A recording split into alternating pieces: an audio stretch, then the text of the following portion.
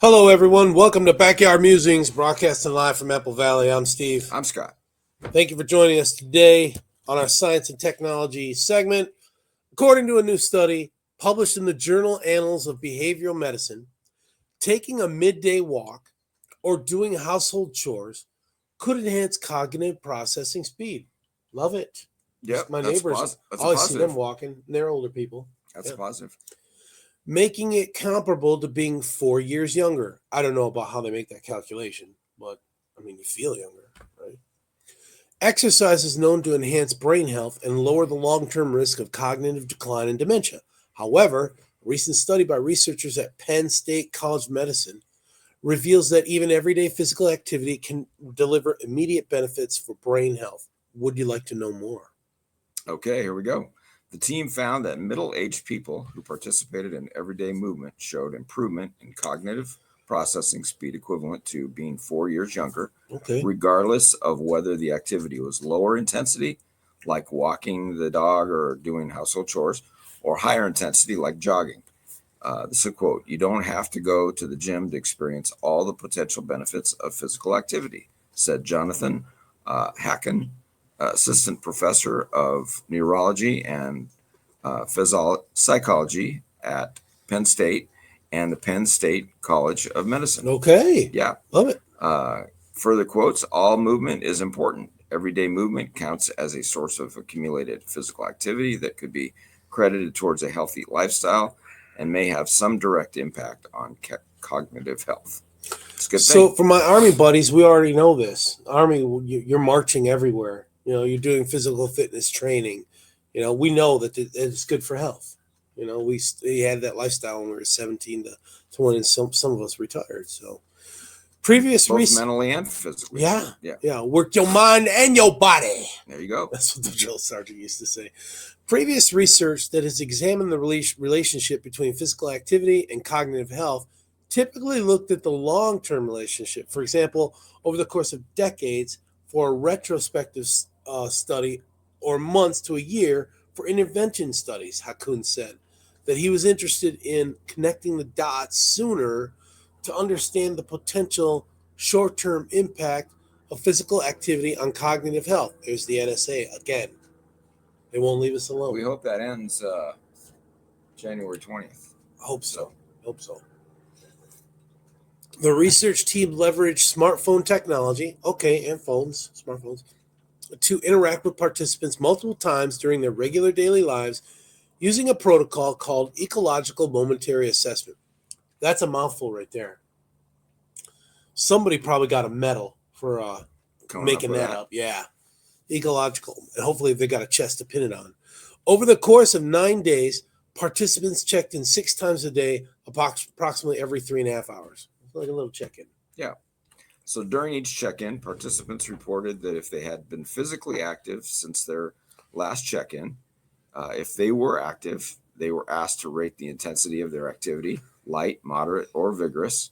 For example, walking and cleaning were considered light intensity, while running, fast biking, and effortful hiking were considered vigorous intensity. Okay. Makes sense.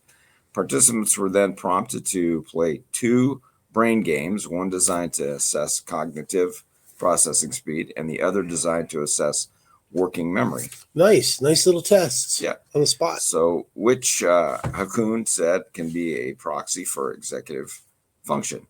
The team analyzed data from 204 participants who were recruited for the Multicultural Healthy Diet Study to reduce cognitive decline and Alzheimer's risk. Data was collected during the study's baseline period. Participants were between the ages of 40 and 65, and the residents of the Bronx, New York, who had no history of cognitive impairment. Okay. Half the participants were Black or African American, and 34% were Hispanic. So Caucasian was in the minority. The big minority, like 26%. Yeah. Sir. Yeah. Or 16. 26. No, 16%. 16%. Yeah.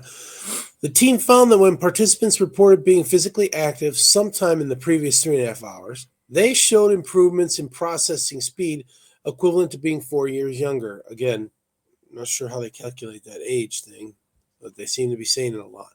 Right. But even if you're feeling younger, you're acting younger. That's great. Remember that adage, you're only as old as you feel? Right. While there were no observed improvements in working memory, the response time during the working memory task mirrored the improvements observed for processing speed. Quote, we get slower as we age, both physically and cognitively. The idea here is that we can momentarily counteract that through movement. It's compelling, Hakun said. There's the potential for a brief walk or a little extra movement to give a boost. Awesome. Yeah, and I remember going to a class one time on for people that were, I think it was type 2 diabetics. And the lady that was giving the class said, any kind of movement is good. The last thing you want to do is eat and then sit, or eat and lay down. Even moving just across the room a couple of times, or walking around your apartment or your home. So yeah, that's good. I wonder if like a 12-ounce curl is. Yeah, I don't know if No. that's No. taking care of that. Okay. All right. If it's got maple syrup in it. Well, if you eat maple syrup, I guess. Additionally, people who reported being active more often experience greater short-term benefits compared to those who reported less physical activity overall.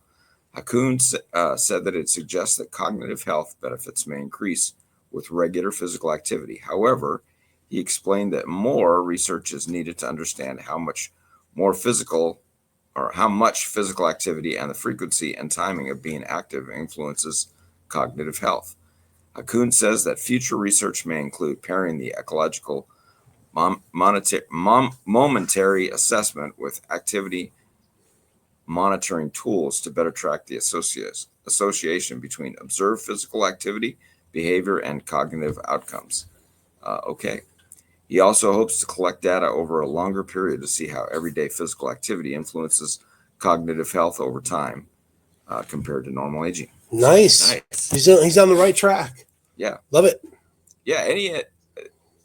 I don't know. This is all fascinating and interesting because, you talk to people. I know people that are in their 70s and 80s, very active, and you'd never know it that they were that old. Yeah. And then I know people that are in their 60s and 70s, and you'd swear that they were older. So what is it, the saying of the 50 is the new, or 60 is the new 50, or 70 is the new 60, or I don't know. Well, I can tell you, the Supreme Court, one of the justices a while ago said the enemy of 60 is 35, not 55. Just know that from law school. Okay. Take that how you can. Okay, right. That was with employment labor. Anyways, thank you very much for joining us today and the NSA. We appreciate our friends at the NSA. We're not talking anything political. No, we're not. Now, so. Or controversial. And that's all been solved, or hopefully it will be solved soon. Yeah. So. Hopefully we'll get a intelligence cabinet member. Hopefully on this reorganization thing. Yeah. Hopefully. All right, folks. We'll see you tomorrow. Have a good one. Have a great day. Thanks.